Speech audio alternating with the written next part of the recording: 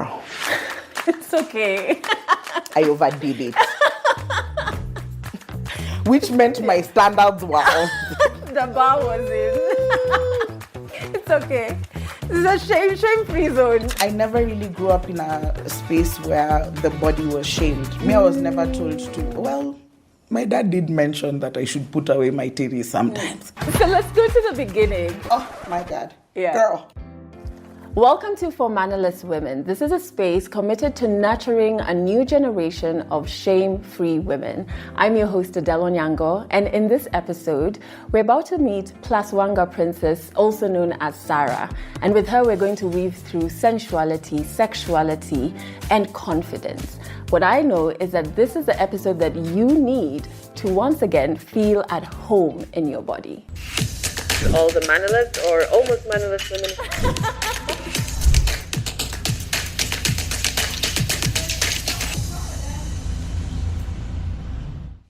First and foremost, thank you so much for coming on the show. We met in university first, didn't see each other for so long, and then New Year's on crossing 31st crossing into 2026. Right. We meet. There you are. Just around me, and I'm like, oh my God. I'm like, what are you doing here? And I feel like you embody everything that this show stands for when it comes to like a new generation of shame-free women. And so I was like, yeah, you're definitely coming on the show once we're done partying, right? For the mannerless women. So let's go to the beginning. And I like what you phrase that chapter as, which is finding your orgasm. Yes. Where was this journey? Like the confusion first part of the journey. Okay. Sometimes I don't like to talk about this, but I have to be honest. Yeah. Because it's where I began. I found my orgasm way too early. Oh, dang. Like. What's early though? 12. Okay. There's no shame. Guys, I mean, hear me out. Yeah. I'm a very curious soul, particularly about the body, which is probably why I ended up in the spaces that I am now. Because luckily for me, at the time, because boys were supposed to be everything, I come from a family of purely girls. So my father went out looking for a son, and God was like, haha, two more girls. But so I never really grew up in a space where the body was shamed. Me, I was never told to. Well, my dad did mention that I should put away my titties sometimes. Okay, but he was never around. He was off working and stuff like that. So a lot of the time in the house, it was my mom and my sisters. So there was no real shame around the body itself. Okay. There was definitely shame around sexuality and stuff, but because of religion and society and whatever. But yeah, so I was curious and I stumbled into and like a boy. Yeah. This is what I was like, am I the son my dad never had? You know what I mean? Yeah. Because I discovered it in the toilet. Yeah. You know what I mean? I don't, but I hear you. I was just like, how boyish. I didn't discover it like while lying in a pillow with soft music playing and visuals of a flower. Yeah. It was just, I was rubbing some shit off and it worked somehow. This is so interesting because I feel like because we don't have these conversations in general, even like finding your orgasm, even when you say it's too early, it's like, maybe not, because kids are curious about their bodies in general, right? But if we have certain conversations that are taboo, then that's when it's like, oh, I maybe there's a switch I've clicked that I shouldn't be clicking. I don't know who to talk to about this. That was the problem. That was sort of the beginning of my shame now, because like it felt so good, it was bad. Like it was, ooh, what was that? There's no way I got that for free. You know what I mean? And I didn't know whether I was. Then as you continue, then you start hearing about, oh, masturbation, that's it. Yeah. And I was like, okay, that's definitely some form of self-pleasure. shit, should I be doing this? And I remember I continued to masturbate secretly in the bathroom for so long. Yeah. And there would be guilt afterwards. And there would be so much anyway, but everybody gets like what is it called? I think you've called it Catholic guilt before. Right. Specific for your journey, maybe, right? Yeah. So how do you navigate that? Because like we've had on one of our other shows, and it wasn't linked to self-pleasure. It was a young girl in high school, and she had a bedwetting issue. And she was praying actively, not knowing that, it was just a symptom of a Other condition, things, right? yeah. And she was praying, and she just couldn't understand, like, okay, so does God hate me, right? So, like, in this context for you, did it feel like I'm definitely going To hell? Yeah. Absolutely. Yeah. I was raised Catholic. Everything was in our house. We had a portrait of the Pope, but then we didn't have like a family portrait, but we had portrait of the Pope, Cardinal Otunga, yeah. and the crucifix. Yeah. Oh my God. Yeah. Girl. Which is probably why I ended up in the toilet. Yeah. There was symbols of God just looking down upon this. And it was... I think at some point I just decided that if God made me, and eventually this of course came after years of a lot of self-reflection, trying to understand what my relationship with God is, trying to understand my relationship with religion, because those are two very separate things, trying to understand my place in society, and trying to understand myself as... I think I'm a decent human being. I'm not perfect, certainly not, but I view God's love the way I view my parents' love for me, which I'm grateful to have really amazing parents. Even though I'm the thing that allowed me to continue to evolve into me was the fact that even though my parents disagreed with what or who I am sometimes, they still loved me anyway. So they were there for me when I made the mistakes. They were there for me when... The part where I think maybe when I became mannerless, as it were, is because they were so busy trying to balance everything in their lives, careers, their marriage, 12 kids from very different backgrounds, and trying to balance the temperaments in the household, they sort of left me to my own devices, right? So it gave me the freedom to actually discover, though through very many mistakes. I wish I had a little guidance. But the Catholic guilt was relinquished from me when I started to see my parents as human beings as well. What does that look like? And not as people who need to be perfect? Is that what Right. Yeah. Right. When they stop being the end all and be all of your existence. Like, oh, wait, these guys also kind of stumbling through and trying to figure it out as well. And which also allowed me... I think if people do this, especially people with like, maybe not traumatic parents, but like a little rough on the edges, like where you still feel like you carry a little bit of baggage from them, it allows, if you start to really genuinely release them as human beings, think about the mistakes you've made. They were your age at some point. They might as well have made the same mistakes, but there was just no one to guide them into being like, oh, wait, I can recognize my mistake. I can course correct, you know?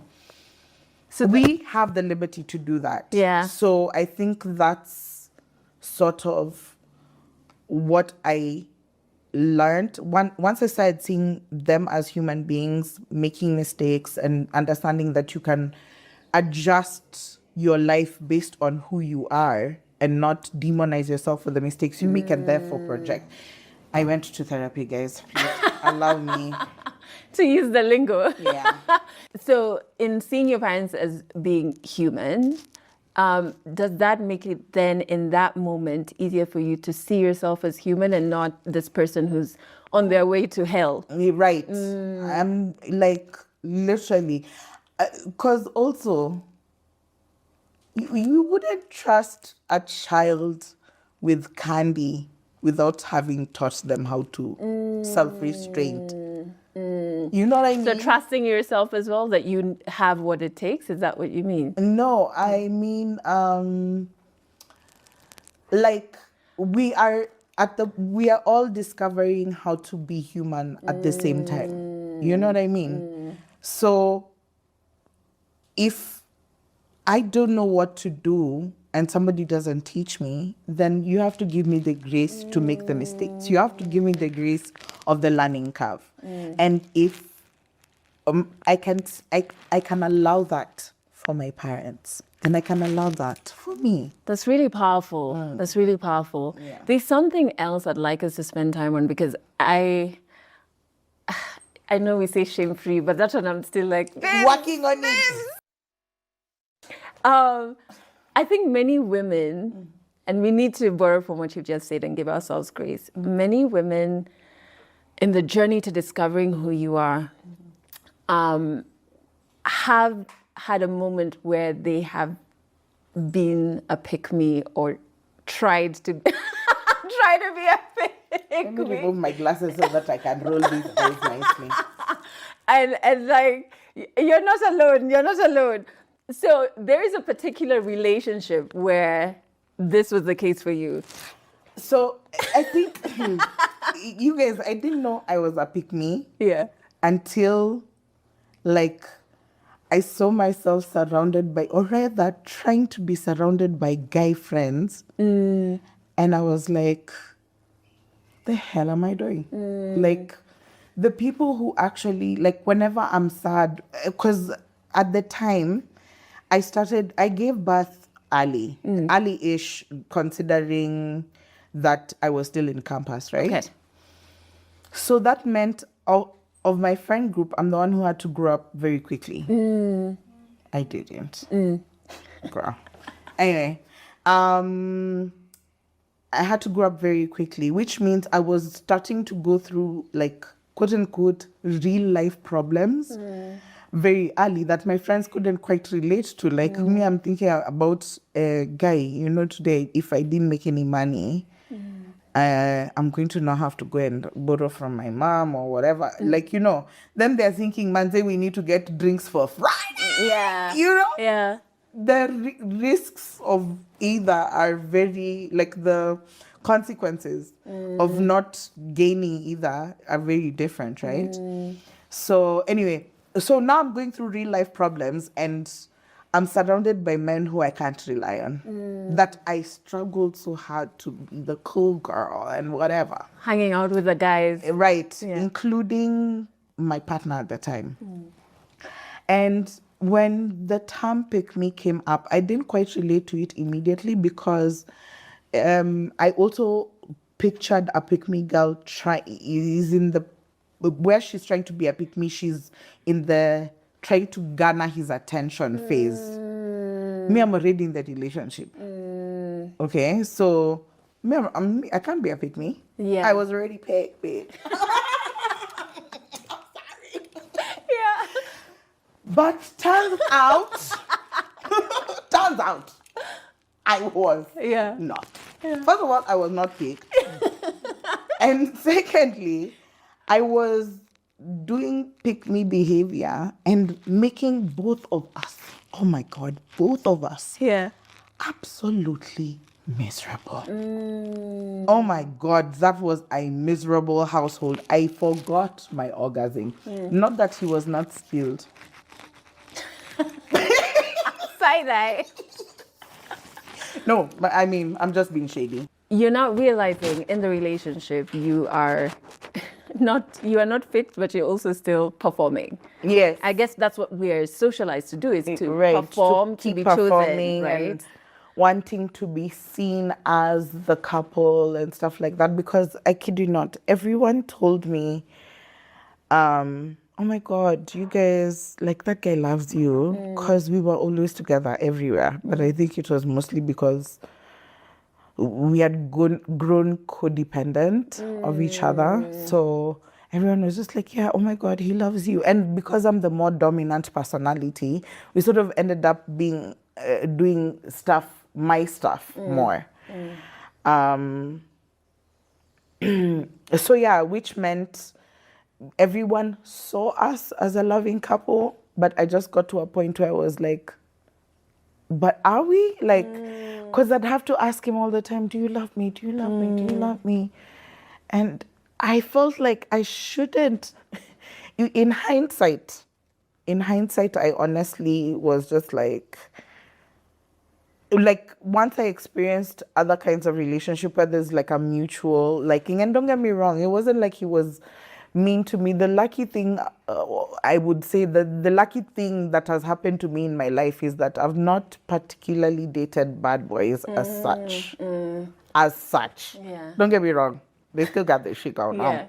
But like, It just he wasn't didn't healthy. it wasn't healthy at all. And the resentment was growing between us, but he has such a calm demeanor, and I have such a aggressive one. It always looked like I was the aggressor when really I was looking for clarity. Like, why was I feeling like, and then I'm continuing to evolve and he's continuing to evolve and we're evolving very differently, but I'm like, no, Yeah. we spent 8 years with you. You're going to marry me. I have your baby. My daddy, well, my dad didn't know him. My mom knew him. Yeah.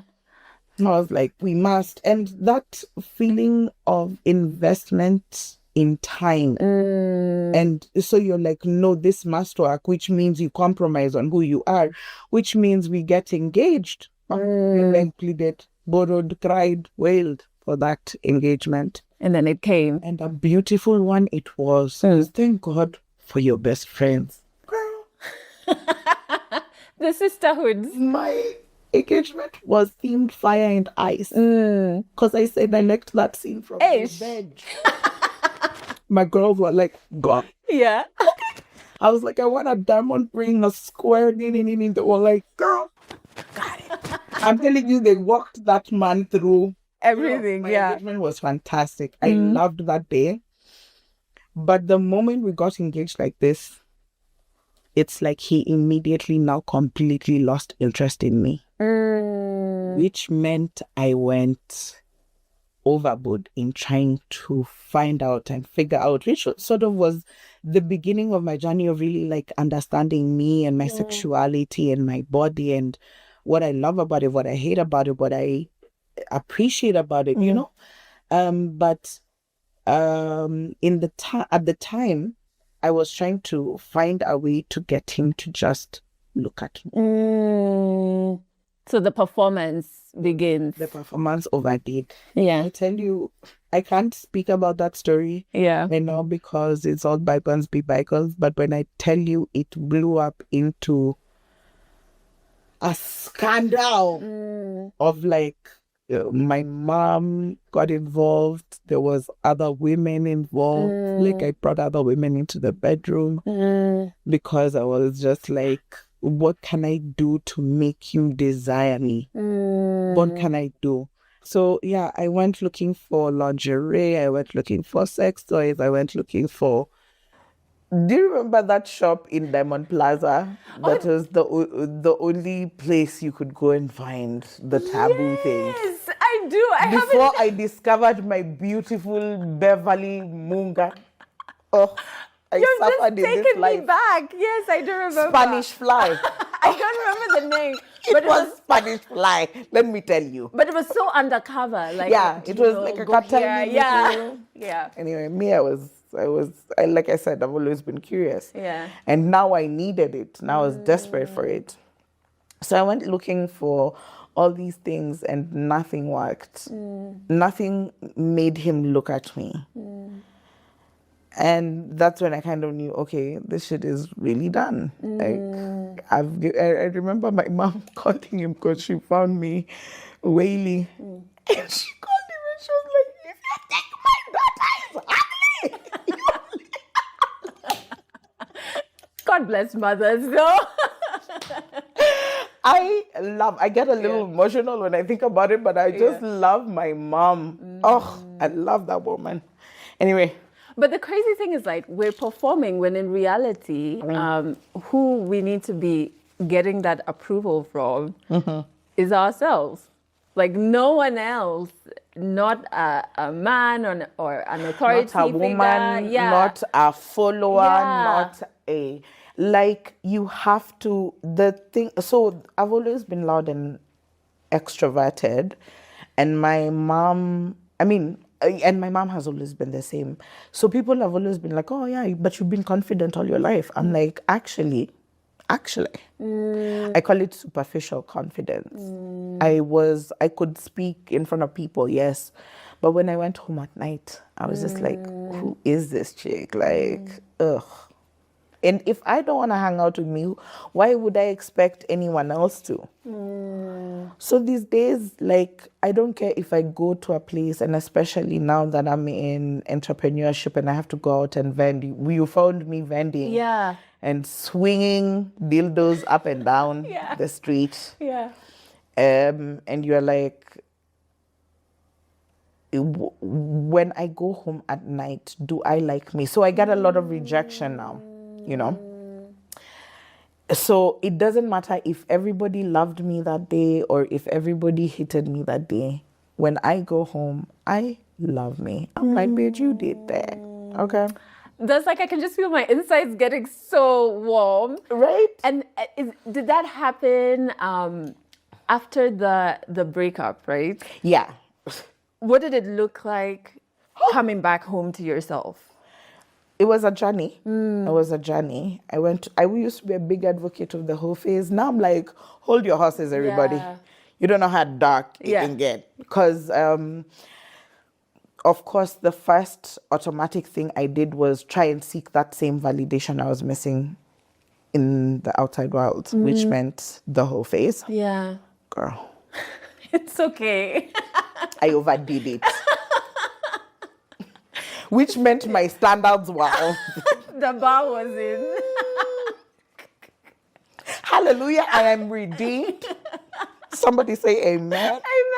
Amen. But yeah. a bitch was gutter pressing right there for a second. Oh, it was a lot. Yeah. It was a toothless. Anyway, let me not even. That was a toothless girl. It's in the past. We've moved on. It's okay. This is a shame-free zone. Thank God it happened in the wee hours of the morning, so there's no evidence, anywhere. Come and say. I'll be like, oh, me? I never had sexual relations I did not with know that woman. I don't know her. I did not.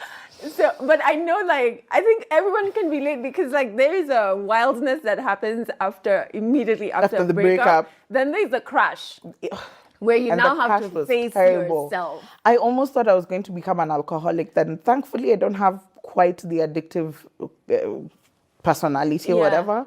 But, like, for a second there, and everyone, because, again, you're the loud girl, you're the whatever girl, everybody sort of assumed I was okay. But I actually, like, in hindsight, because then I really took the time. Luckily, at the time, I was doing a documentary with a beautiful, beautiful production team called Project Huru, where we did a documentary focusing on 3 plus-size women's experience. One of them was me, even though I was helping a little bit in the background side.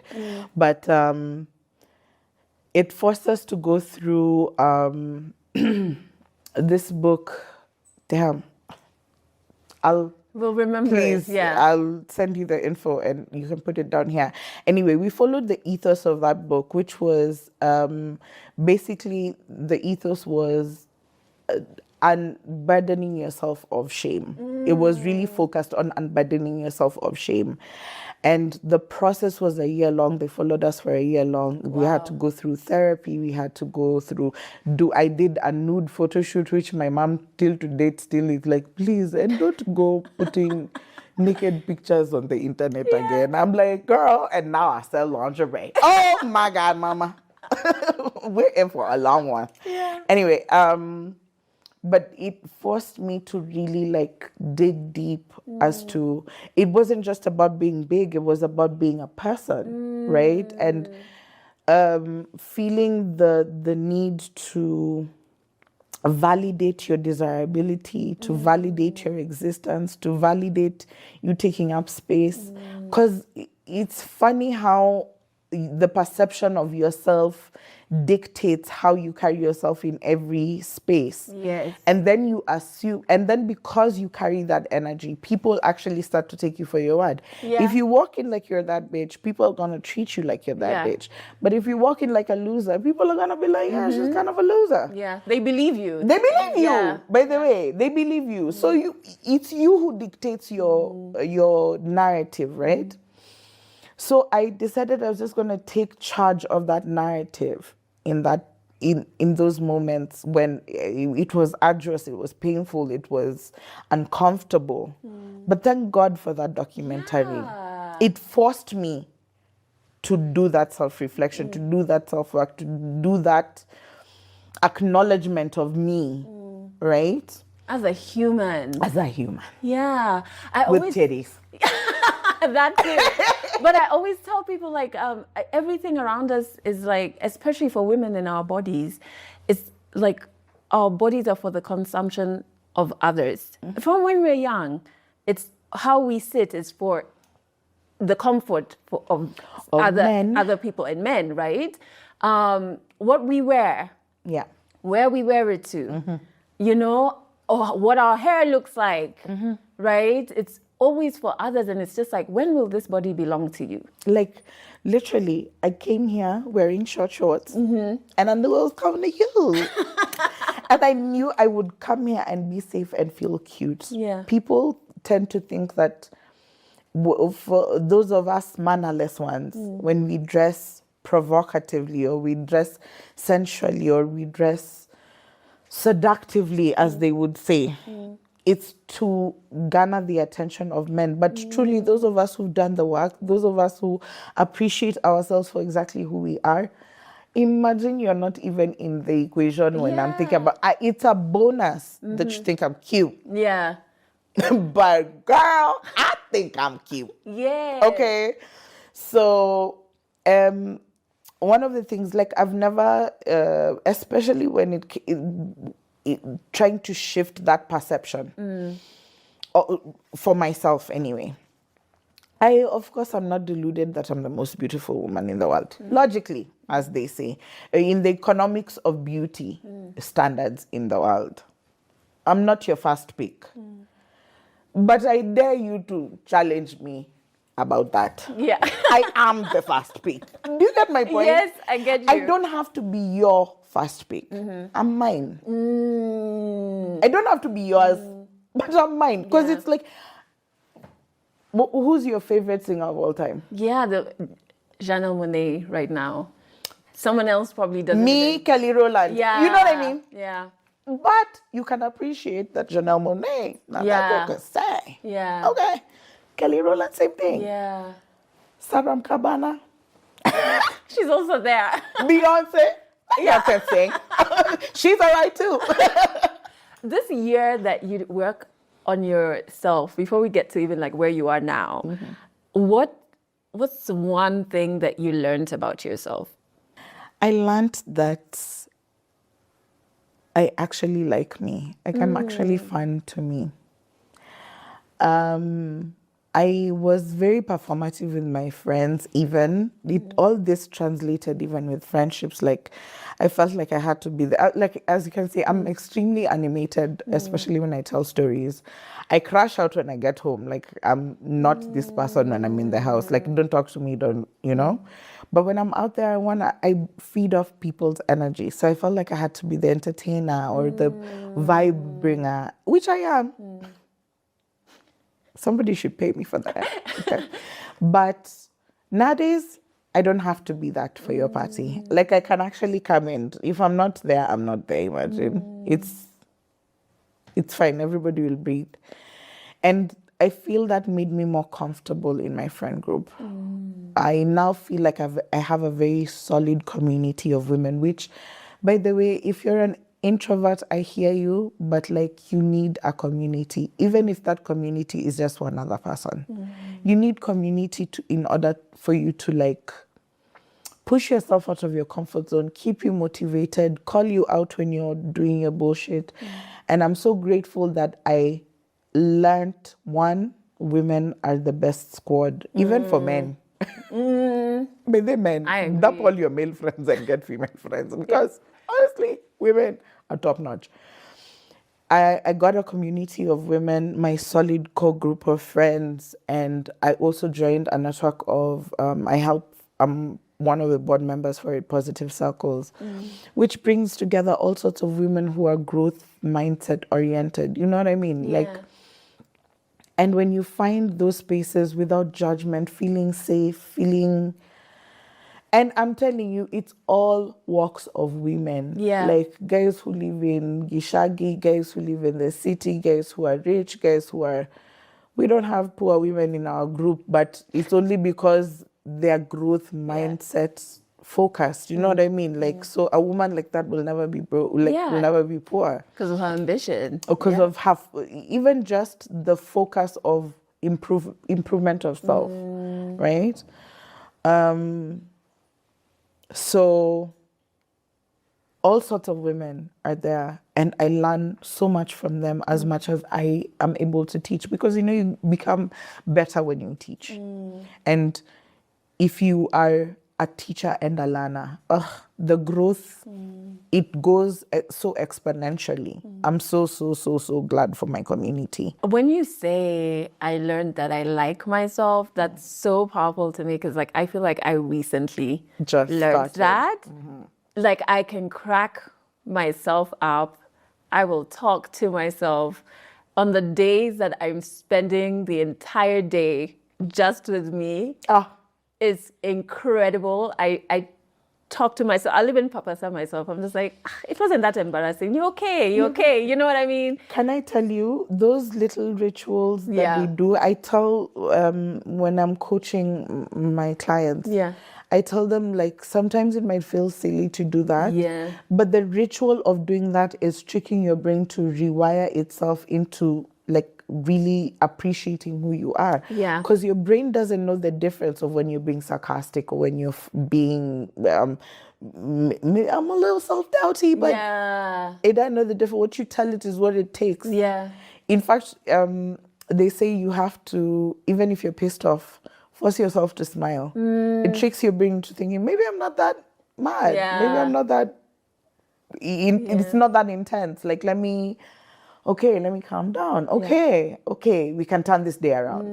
You know what I mean? So the rituals, they really matter. And so let's get into the lingerie chapter, because I feel like, correct me if I'm wrong, this is one of the things that when you were trying to get acceptance in that particular relationship, lingerie wanting to be the vixen. But there's no problem with that. But like for someone else is where the problem is, right? It really should be for you first.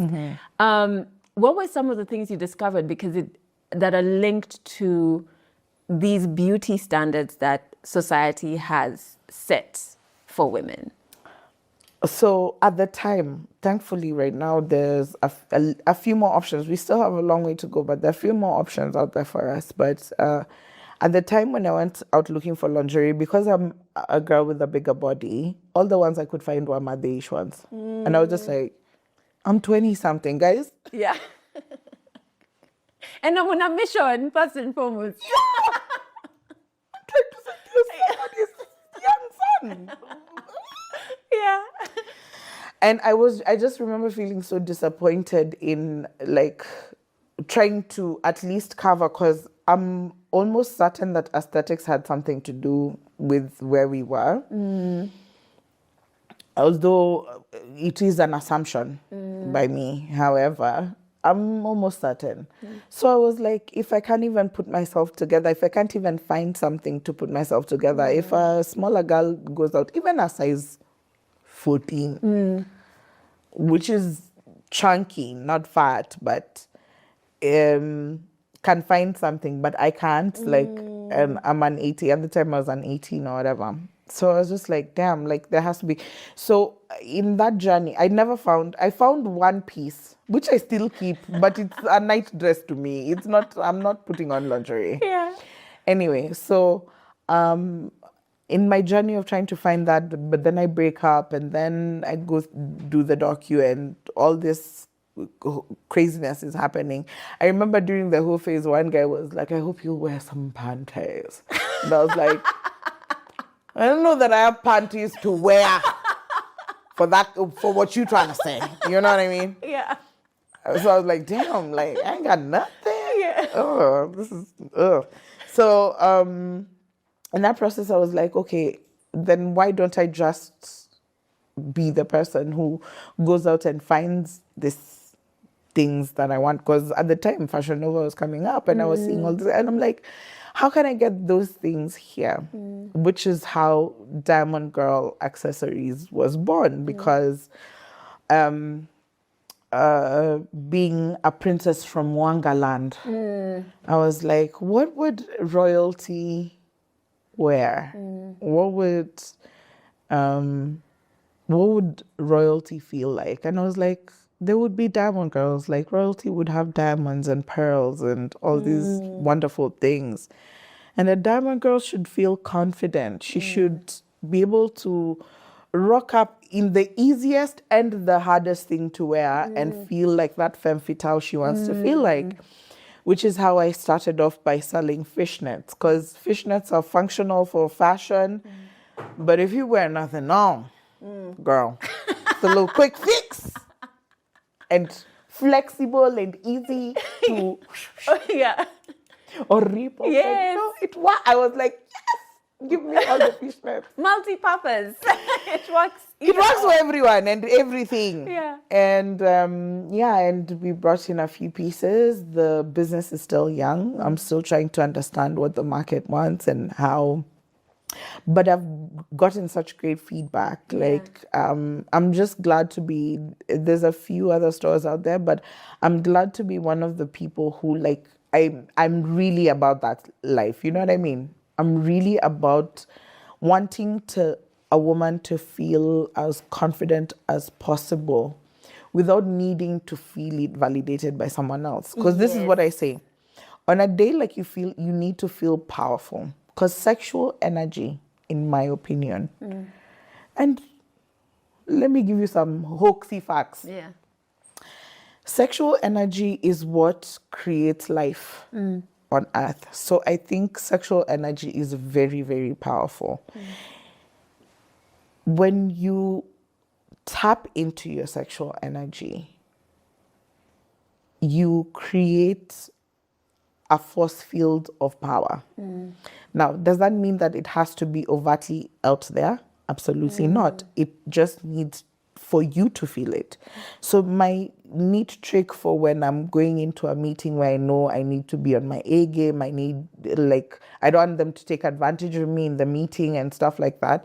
I'll wear lingerie and then put on my collared shirt and full skirts. Because it's me who knows the kind of power I'm holding up in this. If you guys knew. You know what I mean? That's such an interesting, do you know why that's interesting? I've always thought of lingerie as being such a confidence booster, and I didn't understand why. I also never understood why it was, my first interaction with lingerie was, this is what you wear for your partner. Right. But I was just like, but me, I like it personally. Like, why have you jumped Can I in? tell Like, you? yeah. Can I tell you? Yes, they appreciate like the visual, because they're visual creatures. However, it's only a woman who'd be like, hey, babe, and that thing has shikiliad you. Okay. That is so true. I see that piece. So it's only you who would really be like, damn, girl, you ate that. That's such a tip. Let's pause at confidence, because I think before we, get into shame and also how, women watching can be part of your positive circle. How does someone start to flex that muscle of confidence? Because there are days And for everyone. for everyone. Even me, including myself, like there's still battles. It's not a linear, it's not a linear journey. It's very up and down. Yeah. The difference is understanding how to get out of the hole faster. Yeah. It's to remind yourself quicker that, hey, wait, what? I'm still the shit. So what do you do? Like, do you have rituals? Because I've started some rituals. Okay. Yeah. Can I hear about that? I've started, so first and foremost, I don't help anyone shame me. So Yes. like if, let's say today you said something like, which you would never do because you're a sweetheart, but let's say you said something like, oh, your eyes are too big. Immediately, I don't help you shame me. You're not like, yeah, by the way. I'm not going to help you, right? So even internally, I'm like, guys, everyone, every organ, we're aligned. We don't help shame. And so how that manifests is in the mirror, in the morning, I literally just say, oh my God, like you're so beautiful. Like I love this about you. And before it used to be more of, okay, today your skin looks dull. Oh, you didn't, like I'd just be like picking on everything. And I've realized the more I do that every morning, it becomes, now I don't even have to think about it. Like I will look for the good in me. I don't look for the bad. Yeah. I mean, that's absolutely correct. In my house, I have so many mirrors. Like almost everybody complains about how many mirrors I have because I have like 2 giant arch ones. I have 2 right by the TV. I have another by the sink. I have mirrors everywhere. And I'm always like, how it started for me anyway was I started appreciating like every limb of myself. I'm like, oh my God, I love my head because you carried me all day today. Like I didn't have a headache. I was just like in a good place. Yeah. Oh my God, I love my neck because at least today everything was just flexing and I was, I could snap a neck or 2. Okay. I love my breast because, wow, today you sat in the blouse nicely. I love my stomach. Girl, you fed us. You held on to that buffet. I was championship work, you know what I mean? Like, I love my thighs, I love my knees, even though you're creaking these days, it's okay. You guys still stood up and vented the whole night. You know what I mean? Like, it was sort of that process which happened, which is a technique I learned during the process of the documentary, right? So then it became ritual. Nowadays, like even when, because my weight has fluctuated back and forth. Sometimes I'm working out, I swim a lot, and my body is looking a little more toned or like a little slimmer. Sometimes I'm not, the same struggles everybody goes through. Sometimes you're working out, sometimes you're not. But even in those you've grown a little fatter moments, I'm like, in the many mirrors. In the many mirrors, maybe, at all angles, It helps that I don't see very well, you know what I mean? So sometimes I'm like, let me just confirm. But I'm like, the blurry curves are there. See. Somebody get me some.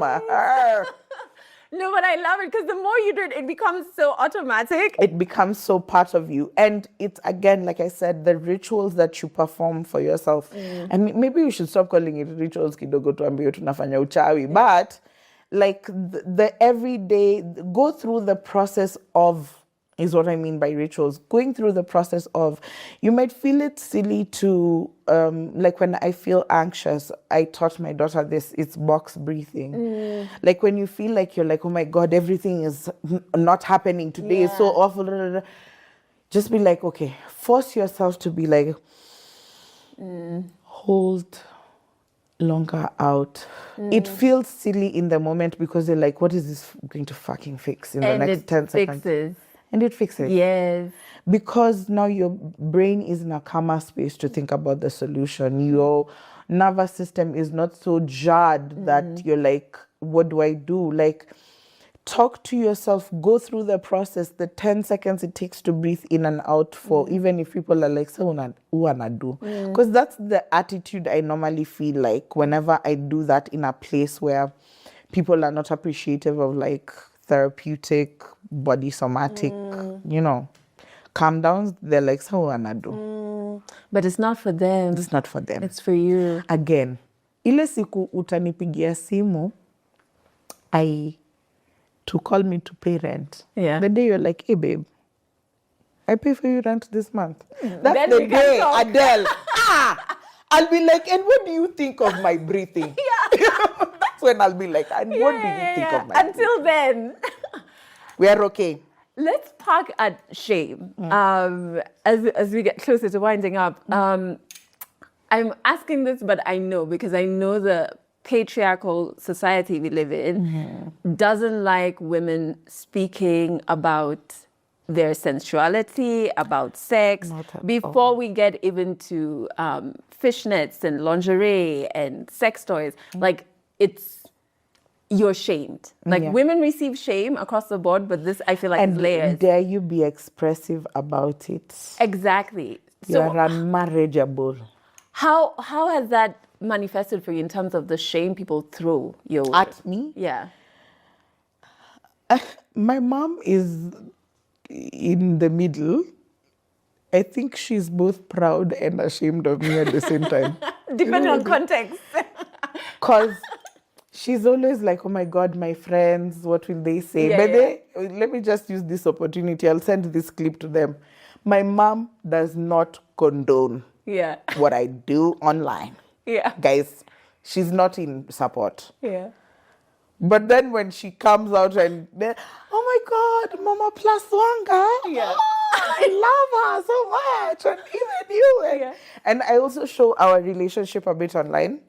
And people kind of love it because me and my mom are very free. Actually, because my mom doesn't shame me. But she's still scared of the shame from her friends, right? And family and whatever. So she still carries that with her and then projects it onto me. But she's like, damn, okay. So maybe you're not, but she's still thinking with the mentality of her generation's friends, right? And how they were socialized. And us guys, like, you didn't think, or I don't think anybody in this room thought a thing about me walking in short shorts. But let me go to my friend's man's house. They'll be like, that's how you decided to dress. I'm like, where's the problem? I think we left it outside. Yeah. So, shame. What was the question again? How it's manifested? So it's manifested in the sense that because I stopped caring, especially about what my extended family thinks and stuff like that. Of course, I don't condone the idea that you shouldn't care at all. The people who matter to you, your actions affect them, right? So but I only care so far as to whether it affects you. You know what I mean? So the moment it is an involving of you in your life or any way, I'm doing me. I've not called you to pay my rent or to do anything for me. If you don't like me, it's okay. By the way, you're allowed. Yeah, you can't like everyone. Yeah, you can be as comfortable as you can. What I know is that I will treat you with respect and dignity if you're in my presence. What I know is that I'll do my best efforts to be courteous and convivial to make you comfortable around me. If that's not good enough, if you're still bothered about who she's sleeping with, what does she do for work, that's not your business. Like, it's not yours, right? Imagine. Because I have a literal business to mind. Yeah. I have a literal business to mind. Yeah. So, to anyone who's watching who wants to be part of the positive circles, because I truly believe in like sisterhood, first from an intimate perspective, but also to intentionally, a woman of any age, place yourself in the spaces where other women are. And the more mannerless they are, the better. The better. Right? Right. So how can someone be part of Positive Circles? So we have a page called Positive Circle KE. Please go onto Instagram, Facebook, LinkedIn, We're going to put the links. all of them, please. All Yeah. the socials, Positive Circle KE. We also have a Positive Circle under 25, which is focused on the over 25s, helping mentoring the under 25s. And everybody keeps complaining about Gen Z this, Gen Z that. Personally, I have had nothing but a fantastic experience with Gen Z. They're so forward thinking, they're so growthful. At 25, Yeah. what were we doing? Let's just say thank God there were no cameras. Thank God. I'm coming to drop an Instagram in Afanya. And thank God BNN was still didn't have not phones. a thing. No, but that's really powerful. So we're going to put those links in so that people can join and be part of the space. Yes. So we have memberships. We give different workshops. We even are on Saturday having a perimenopause I love blooming into womanhood workshop. Because girl, who knew? I thought we were battling with menopause. Who knew there was peri? And it starts earlier than we thought. Earlier than we thought. And just like understanding ourselves, we also have our pillars are focused on 4 things: personal development, career development, mentorship, and financial development. We have done so many things. We also say we include the guys. This time we have a platform called Let's Talk Money, the 4th edition. The she for he. We are inviting the men into the conversation of building couple wealth, generational wealth, and stuff like that. Because we started all the way from basic personal budgeting, personal finance. We went into stocks and investments, and now we're talking about how to build a partnership with financial freedom for everyone in equity. So Positive Circle is just like a phenomenal space. We also encourage our members to create platforms for themselves, supported by us. Yeah. So if you're a member and say you know something about what could it be? Anything, any topic of knowledge that you have. You want to talk about insuring your family. You want to talk about creating nutrition, any platform about beauty, about anything, and you have the knowledge to give. We support our members to become thought leaders in those spaces. Right. This is so powerful. First, thank you, yes, for the work that you're doing, but also for existing in a very genuine and true to you way that's mannerless, because I think the more different examples of womanhood we create, the more then I'm like, oh, okay, then mine is valid, crazy, right? You know what I mean? And I think it's so important for us to spotlight and amplify as diverse as possible types of womanhood. And I think that's what you're doing. Yes. So as we... Selling sex toys and empowering women.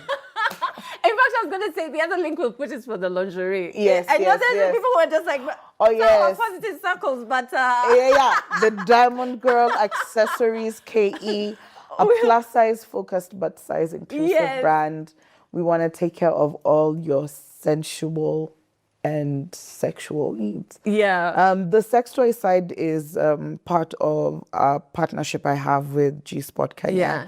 Beverly Munga, like I said, I love that woman so much. Yeah. And she's going to be on the season. Yes. Yeah, please ask her all the questions. Because by the way, let me say, kama sasa kama ni watu wa kuharibiana. Yeah. Ni Beverly ni No. That's not true. Actually, we found how we discovered each other is such a funny thing. I was in the middle of somebody else's engagement. Yeah. And she showed up in a bridal shower and I fell in love with her so instantly. So I started throwing people's bridal showers, like so that I can see her more often.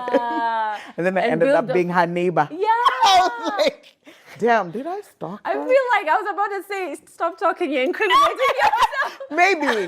If you find her dead somewhere, you can question me for a question or two. So as we wrap, what is your mannerless message to the woman who's watching? And you can speak directly to them. Be fearless in your mannerlessness. Be fearless in your mannerlessness, meaning be exactly who you are for who you are. The only things I ask of you is be respectful and treat others with dignity. Other than that, you owe nobody nothing but your authentic self. Imagine they won't die.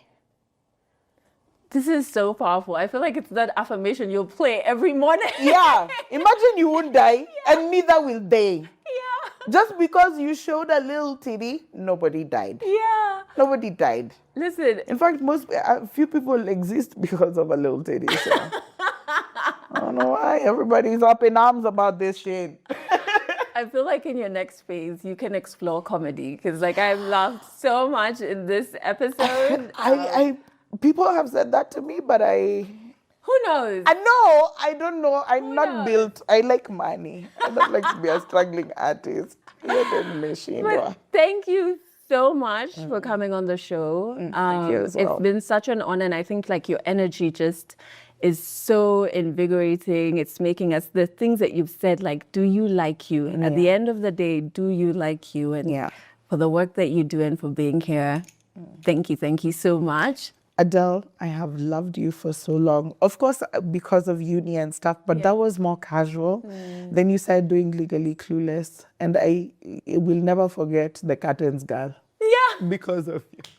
That's my best friend. No! We all had phases. You know what? She had curtains, I had toothless. We're all okay.